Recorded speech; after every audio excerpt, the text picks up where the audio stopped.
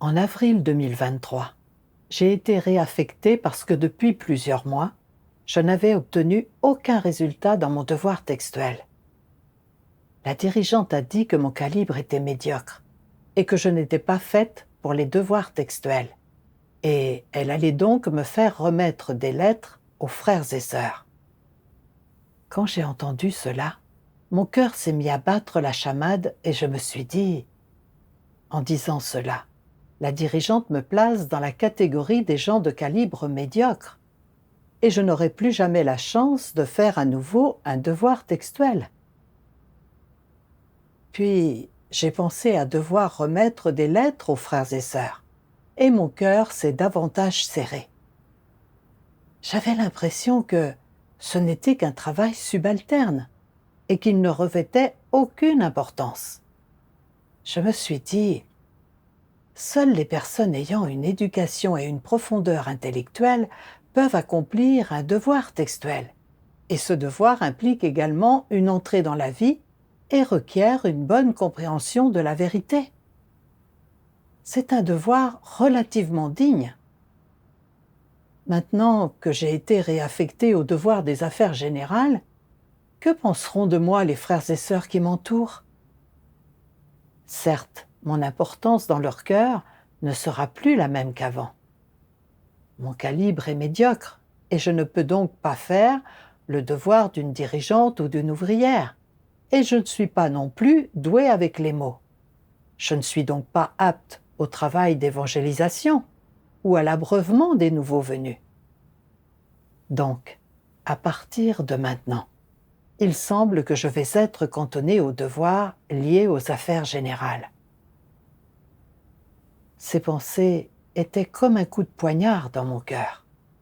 J'avais l'impression que mon statut avait baissé et que je n'avais plus autant de valeur, comme si je passais du statut de personne respectée à celui d'une inconnue que l'on croise par hasard dans la rue. Je ne pouvais pas accepter cela, et je suis devenue très négative, et j'étais découragée. La dirigeante m'a demandé ce que j'en pensais, et j'avais vraiment envie de dire que je ne voulais pas faire ce devoir. Mais j'avais l'impression que je serais déraisonnable si je disais cela. Après tout, ne serait-ce pas rejeter mon devoir et trahir Dieu? Au final, je n'ai pas donné mon avis. Cette nuit-là, je n'arrivais tout simplement pas à apaiser mon cœur et je continuais à penser aux paroles de la dirigeante selon lesquelles je n'étais pas apte à faire des devoirs textuels en raison de mon faible calibre. J'ai pris conscience que mon état n'était pas bon et j'ai alors prié Dieu, lui demandant de m'éclairer et de me guider pour l'inverser. Puis, j'ai lu un passage des paroles de Dieu concernant la réaffectation d'un individu dans son devoir. Dieu Tout-Puissant dit « Lorsqu'une situation survient où quelqu'un ne parvient pas à s'en tenir à sa juste place et à accomplir ce qui lui incombe, c'est-à-dire lorsqu'il échoue à mener à bien son devoir, un nœud se forme dans son cœur. C'est un problème des plus concrets et qui doit être résolu. Alors, comment doit-il être résolu? Quelle attitude doit-on avoir? Avant tout, on doit avoir le désir de changer de cap. Et si l'on a ce désir, comment doit-on pratiquer? Par exemple, disons qu'il y a quelqu'un qui est dirigeant depuis 1 ou 2 ans et qui, en raison de son faible calibre, n'est pas à la hauteur de cette tâche, n'est pas capable de percer à jour quoi que ce soit, ne sait pas utiliser la vérité pour résoudre les problèmes et est incapable de faire un travail réel, ce qui aboutit à son renvoi. Si après avoir été renvoyé, il est capable de se soumettre, qu'il peut continuer à faire son devoir et qu'il a le désir de changer de cap, que doit-il faire? Tout d'abord, il doit avoir cette compréhension. Dieu a eu raison d'agir comme il l'a fait. Mon calibre est vraiment très médiocre Pendant si longtemps, je n'ai fait aucun travail réel, retardant le travail de l'Église et l'entrée dans la vie des frères et sœurs. C'est déjà bien que la maison de Dieu ne m'ait pas expulsé.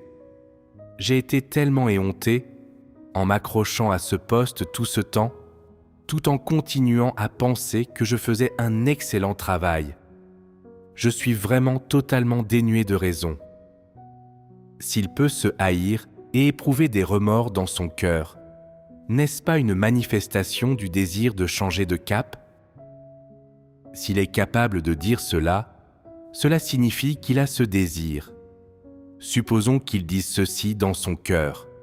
Pendant si longtemps, dans ma position de dirigeant, je n'ai fait que poursuivre les avantages du statut. Je ne faisais que prêcher des doctrines et m'équiper de doctrines, sans poursuivre l'entrée dans la vie. Ce n'est que maintenant que j'ai été renvoyé que je vois que je suis loin du compte et que j'ai tant de lacunes. Dieu a bien fait, et je dois me soumettre. Avant, quand j'avais un statut, les frères et sœurs étaient très bons avec moi. Ils m'entouraient partout où j'allais. Maintenant, plus personne ne me prête la moindre attention, et je suis rejeté par tous.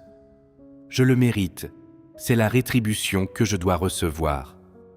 D'ailleurs, comment un être créé pourrait-il avoir un quelconque statut devant Dieu ?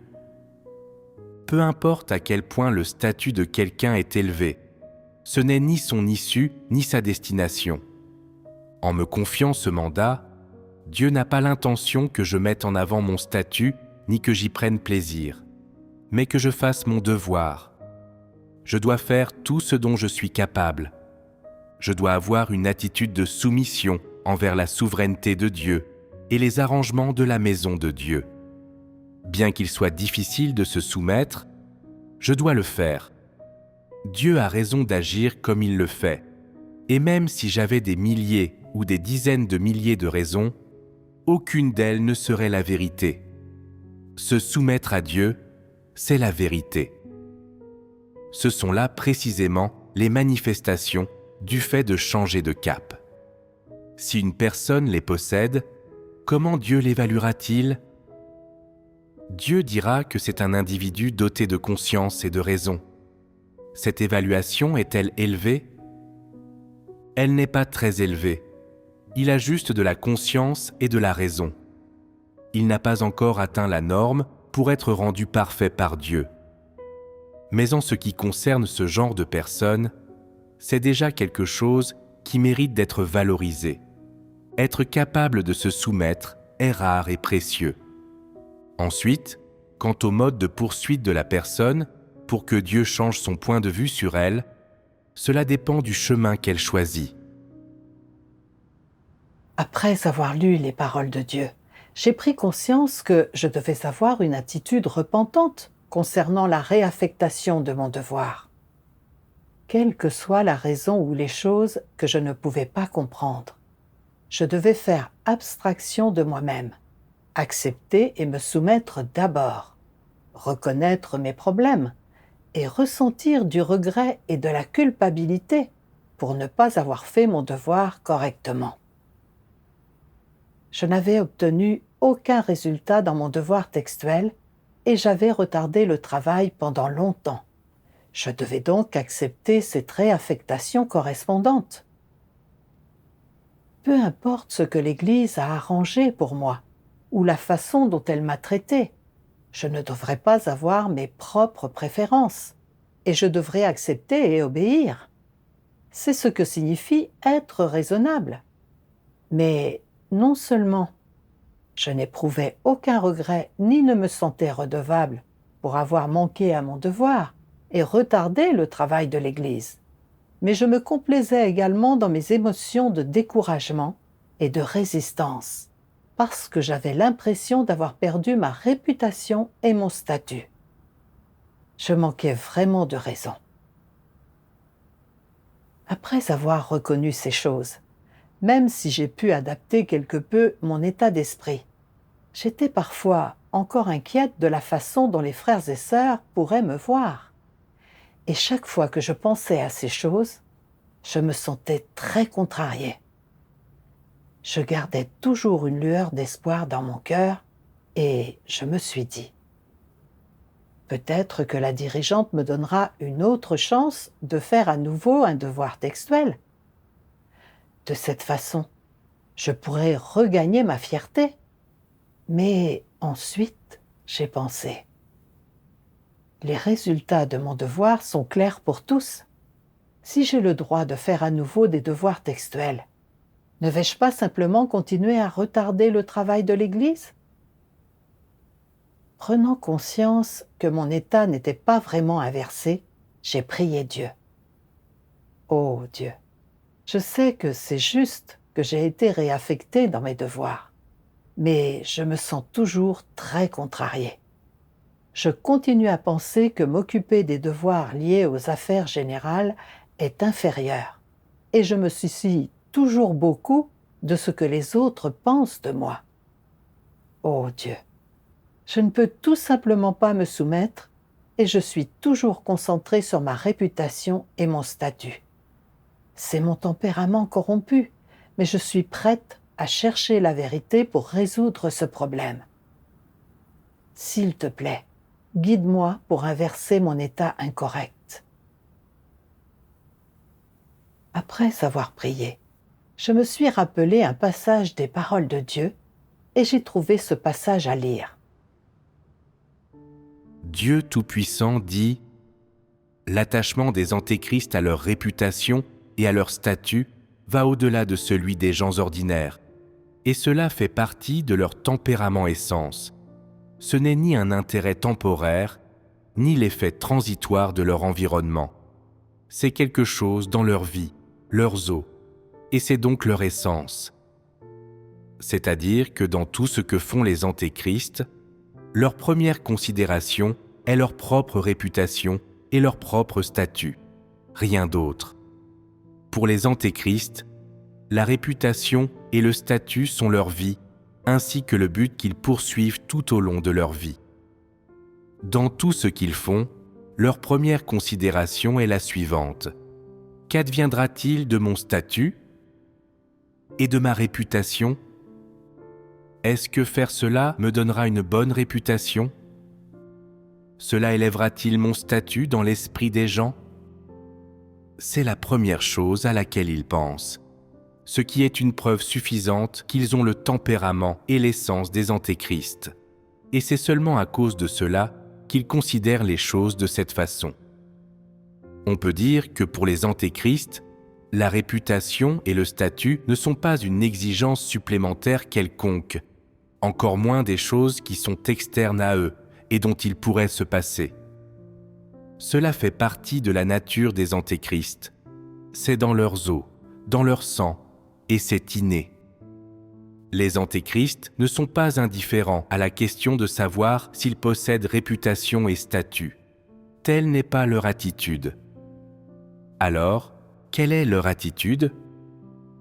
La réputation et le statut sont intimement liés à leur vie quotidienne, à leur état quotidien, à ce qu'ils poursuivent au quotidien. Pour les antéchrists, le statut et la réputation sont leur vie. Peu importe comment ils vivent, peu importe l'environnement dans lequel ils vivent, le travail qu'ils font, ce qu'ils poursuivent, leurs objectifs, la direction de leur vie, tout tourne autour d'une bonne réputation et d'un statut élevé. Et ce but ne change pas. Ils ne peuvent jamais mettre de côté de telles choses. C'est là le vrai visage des antéchrists et leur essence. Vous pourriez les mettre dans une forêt vierge au fond des montagnes, et ils n'abandonneraient toujours pas leur poursuite de la réputation et du statut. Vous pourriez les mettre dans n'importe quel groupe de gens, et tout ce à quoi ils pourront penser, ce sera toujours la réputation et le statut. Bien que les antéchrists croient en Dieu, ils assimilent la poursuite de la réputation et du statut à la foi en Dieu, et placent ces deux choses sur un pied d'égalité. C'est-à-dire qu'en marchant sur le chemin de la foi en Dieu, ils poursuivent aussi leur propre réputation et leur propre statut. On peut dire que, dans le cœur des antéchrists, La poursuite de la vérité dans la croyance en Dieu constitue la poursuite de la réputation et du statut, et que la poursuite de la réputation et du statut constitue aussi la poursuite de la vérité. Obtenir la réputation et le statut, c'est gagner la vérité et la vie. Dieu expose qu'un antéchrist considère toujours sa réputation et son statut en premier, dans tout ce qu'il fait, et que la réputation et le statut dominent son cœur. Quelles que soient les circonstances ou ce qu'il fait, il ne changera pas son objectif qui consiste à poursuivre la réputation et le statut. C'est parce que c'est ancré dans sa chair et dans sa vie. C'est sa nature essence. Je me comportais exactement comme un antéchrist. Lorsque la dirigeante a dit que mon calibre ne convenait pas aux devoirs textuels et a fait en sorte que je m'occupe des devoirs liés aux affaires générales, je ne pouvais pas traiter mes problèmes correctement et me soumettre raisonnablement. Au lieu de cela, je sentais soudainement que je n'avais plus autant de valeur. Je n'arrêtais pas de penser à la façon dont les autres me verraient. J'étais terrifiée à l'idée de ne plus avoir autant de place dans le cœur des frères et sœurs, et je craignais qu'ils me voient comme une simple ouvrière insignifiante, chargée des affaires générales. J'avais un calibre médiocre, et je n'étais pas douée pour les devoirs textuels. Donc, la dirigeante m'a réaffectée à un autre devoir, qui était basé sur la considération pour le travail de l'Église, et c'était tout à fait approprié. Une personne rationnelle accepterait et traiterait cette question correctement, mais j'accordais trop d'importance à la réputation et au statut. Je craignais constamment que m'acquitter de mes devoirs liés aux affaires générales fasse que les autres me méprisent. Donc, je ne pouvais tout simplement pas me soumettre, même au point que, lorsque je sentais que mon désir de réputation et de statut n'était pas satisfait, je ne trouvais aucun sens à mes devoirs. Je pensais même à renoncer à mon devoir et à trahir Dieu. Je vivais selon des philosophies sataniques, comme « un homme laisse son nom partout où il passe », comme une oie fait entendre son cri partout où elle vole.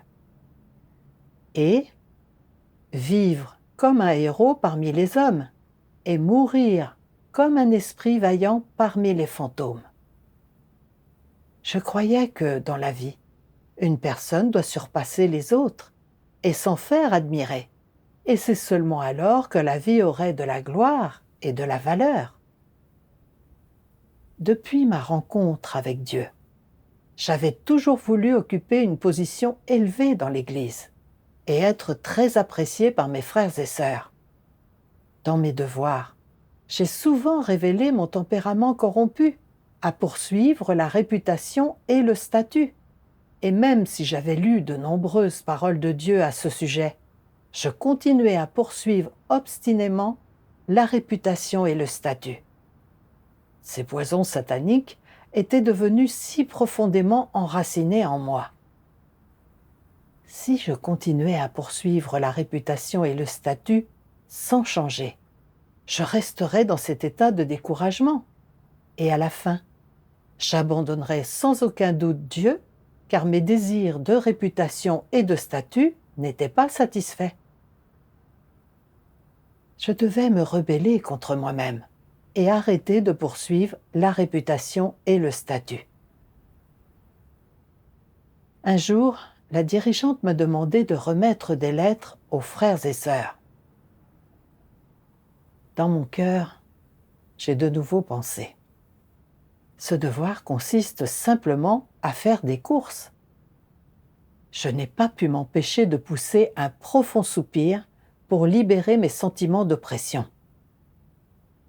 Reconnaissant mon état incorrect, j'ai rapidement prié Dieu, prête à me rebeller contre mon tempérament corrompu et à ne pas me concentrer sur l'orgueil ou le statut. Penser de cette façon m'a finalement apporté un peu de paix. J'ai pensé à un passage des paroles de Dieu que j'avais lu auparavant. Dieu Tout-Puissant dit « Dans la maison de Dieu, on parle constamment du fait d'accepter le mandat de Dieu et d'accomplir correctement son devoir. Alors, comment le devoir voit-il le jour ? Pour parler en termes généraux, il voit le jour à la suite de l'œuvre de gestion de Dieu qui consiste à apporter le salut à l'humanité. Plus précisément, à mesure que l'œuvre de gestion de Dieu est menée parmi les hommes, divers types de travaux apparaissent, et tous exigent que les gens fassent leur part et les réalisent. C'est ainsi que les responsabilités et les missions des gens voient le jour, et ces responsabilités et missions sont les devoirs que Dieu confère aux gens. Dans la maison de Dieu, les divers types de travaux qui nécessitent que les gens fassent leur part sont les devoirs qu'ils doivent accomplir. Alors, existe-t-il des différences entre les devoirs en termes de ce qui est meilleur ou moins bien, noble ou humble, grand ou petit ? De telles différences n'existent pas.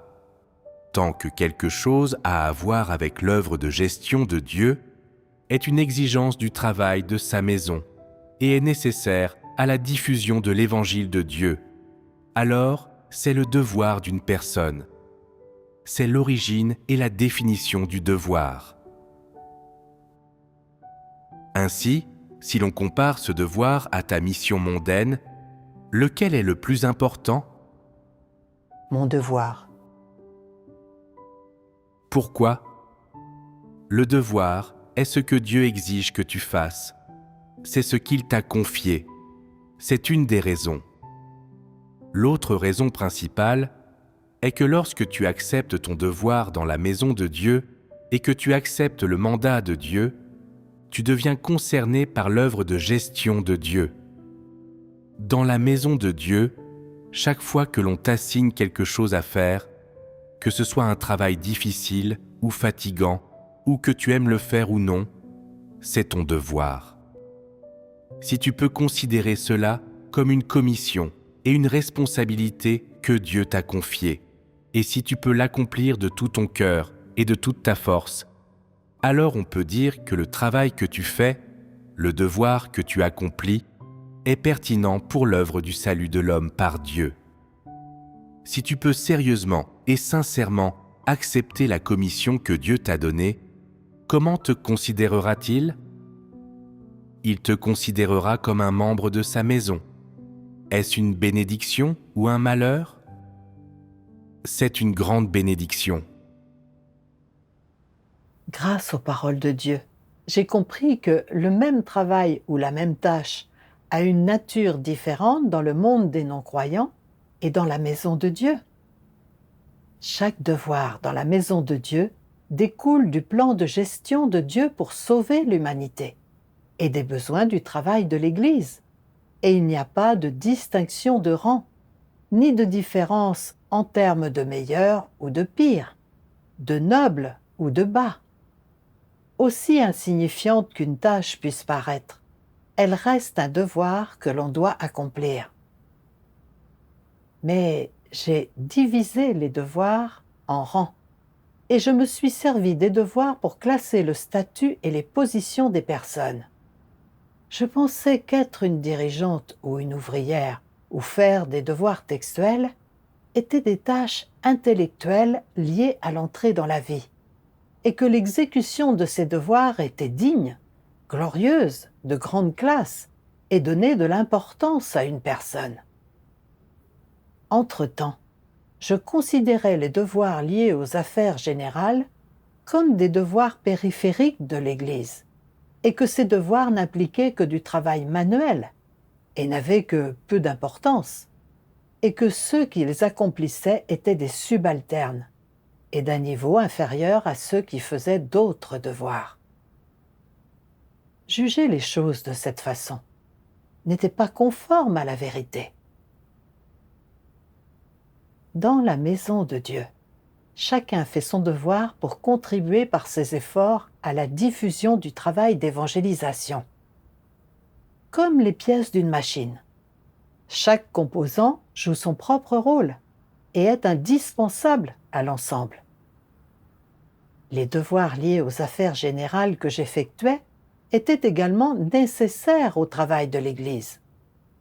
Des tâches telles que la remise de lettres et de livres contenant les paroles de Dieu aux frères et sœurs peuvent sembler n'être que des tâches liées aux affaires générales. Mais comme elles sont liées au travail de l'Église, ces devoirs ne sont pas quelque chose qui est fait pour n'importe qui, mais plutôt une responsabilité accomplie devant Dieu. De plus, grâce à la réaffectation de mes devoirs, le mauvais chemin que j'avais emprunté en poursuivant la réputation et le statut, ainsi que mes points de vue erronés sur les devoirs ont été révélés. Ce fut le salut de Dieu pour moi. Plus tard, j'ai lu un passage des paroles de Dieu et j'ai appris comment aborder correctement la réaffectation de mes devoirs. Dieu Tout-Puissant dit « Dieu traite tout le monde de manière juste et équitable. Puisque tu ne sais rien faire, on te demande de prêcher l'Évangile, afin de te permettre d'accomplir ta dernière fonction possible, dans la mesure où tu n'es pas en mesure d'assumer un quelconque autre devoir. Ce faisant, tu reçois une chance et une lueur d'espoir. Tu n'es pas privé du droit de faire ton devoir. Dieu a toujours un mandat pour toi et il n'a pas de préjugés à ton égard. Par conséquent, ceux qui sont affectés aux équipes d'évangélisation ne sont pas mis au placard ni abandonnés, mais ils font simplement leur devoir ailleurs. Quel que soit l'endroit où tu es placé, le moment ou le lieu où tu te trouves, les personnes avec lesquelles tu entres en contact et les devoirs que tu fais, Dieu te verra toujours et il scrutera toujours le fin fond de ton cœur. Ne va pas t'imaginer que parce que tu fais partie d'une équipe d'évangélisation, Dieu ne fait pas attention à toi ou qu'il ne te voit pas et que tu peux donc faire ce que bon te semble. Et ne va pas t'imaginer non plus que si tu es affecté à une équipe d'évangélisation, tu n'as plus aucun espoir d'être sauvé et que tu peux donc l'aborder négativement. Ces deux façons de penser sont erronées. Quel que soit l'endroit où tu es placé ou le devoir pour lequel il t'a désigné, c'est là ce que tu devrais faire et tu dois t'y employer avec assiduité et responsabilité. Les exigences de Dieu à ton égard ne changent pas et ta soumission aux arrangements de Dieu ne devrait pas changer non plus. Le statut des ouvriers d'évangélisation est le même que celui de ceux qui font d'autres devoirs. La valeur d'une personne ne s'apprécie pas à l'aune du devoir qu'elle fait, mais plutôt par le fait qu'elle poursuive la vérité et possède la vérité, réalité ou non. Après avoir lu ce passage des paroles de Dieu, mes idées fallacieuses sur la réaffectation des devoirs ont été corrigées. Au début, j'avais toujours pensé que mes devoirs liés aux affaires générales signifiaient que je passais du statut de personne respectée à celui de personne ordinaire que l'on croise dans la rue. J'avais même l'impression d'avoir été mise dans un coin pour être oubliée, éternellement ignorée. Mais à la lumière des paroles de Dieu, j'ai pris conscience que cette compréhension était fallacieuse. En raison de mon faible calibre, je n'étais pas apte au devoir textuel. L'Église avait arrangé pour moi que je fasse des devoirs d'affaires générales en accord avec mon calibre.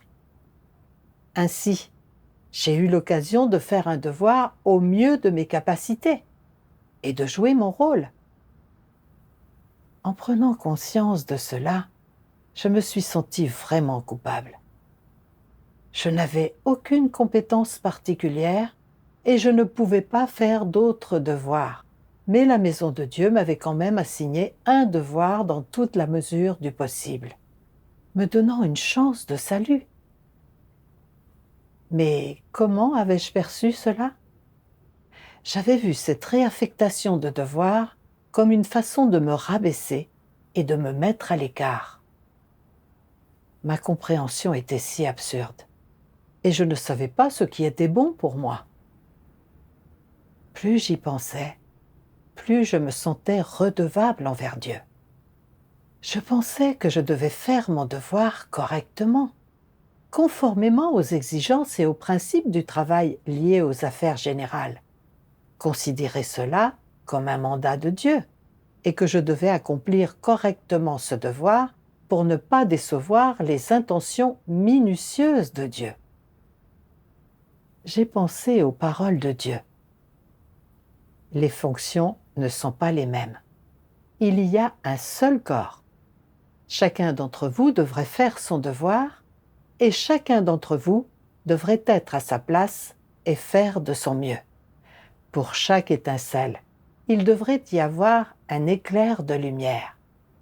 Et vous devriez chercher la maturité dans la vie. Ainsi, je serai satisfait. Je devais faire ce que je pouvais et utiliser au maximum ce que j'avais. Je devais rester dans ma position et faire de mon mieux sans tenir compte de ma réputation ou de mon statut. Tout en accomplissant mon devoir, je devais poursuivre la vérité et l'entrée dans la vie et m'efforcer de répondre aux intentions et aux exigences de Dieu, au mieux de mes capacités. Plus tard, j'ai lu un autre passage des paroles de Dieu et mon cœur s'est éclairé plus encore. Dieu Tout-Puissant dit « Si Dieu fait souffrir quelqu'un en causant douleur et pauvreté, cela signifie-t-il qu'il n'a aucun espoir d'être sauvé ?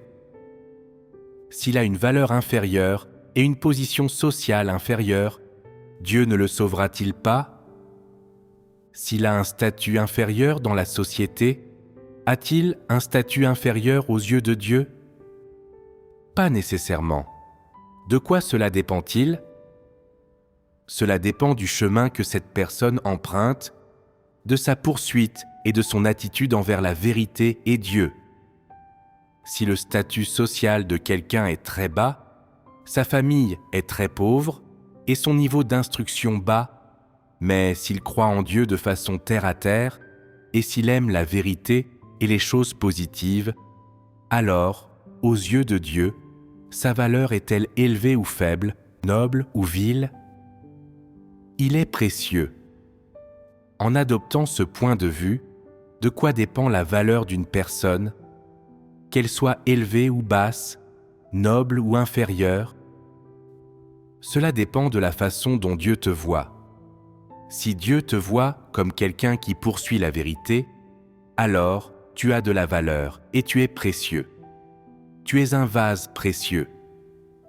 Si Dieu voit que tu ne poursuis pas la vérité et que tu ne te dépenses pas sincèrement pour lui, alors tu es sans valeur et tu n'es pas précieux. Tu es un vase vil. Peu importe ton niveau d'instruction ou combien ton statut est élevé dans la société, si tu ne poursuis pas ou ne comprends pas la vérité, alors ta valeur ne peut jamais être élevée. Même si de nombreuses personnes te soutiennent, t'exaltent et t'adorent, tu restes une ordure. En regardant cela maintenant, sur quelle base peut-on définir que la valeur d'une personne est noble ou vile ? C'est son attitude envers Dieu, la vérité et les choses positives. C'est vrai. Avant tout, on doit comprendre quelle est l'attitude de Dieu. Comprendre l'attitude de Dieu et comprendre les principes et les normes par lesquels Dieu porte un jugement sur les personnes. Et puis évaluer les gens en se basant sur les principes et les normes selon lesquels Dieu les traite. Seul cela est le plus précis, approprié et juste.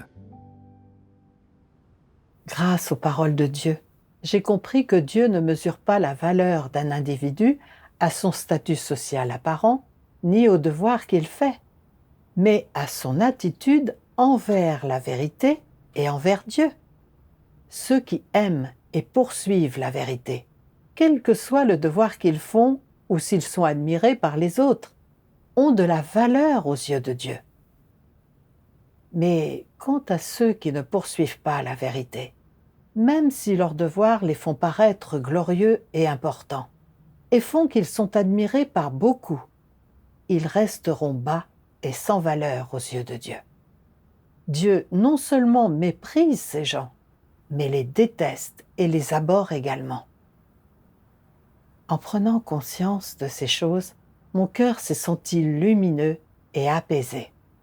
Je n'ai eu qu'une seule pensée. Quel que soit le devoir que j'accomplis, je me concentrerai simplement sur la poursuite de la vérité. À ce moment-là, j'ai pu vraiment accepter le travail des affaires générales comme mon devoir, et j'ai commencé à réfléchir activement à la manière de faire correctement ce devoir. Lorsque la dirigeante m'a demandé de remettre à nouveau des lettres et des livres des paroles de Dieu aux frères et sœurs, je n'ai plus été réfractaire. Au contraire, je considérais cela comme mon devoir et comme quelque chose que je devais faire, et j'étais résolue à faire mon devoir correctement. Une fois mon état inversé, mon cœur s'est apaisé et j'ai pu faire mon devoir l'esprit serein. Je suis vraiment reconnaissante pour l'éclairage et la direction des paroles de Dieu qui m'ont permis de gagner cette compréhension et cette transformation.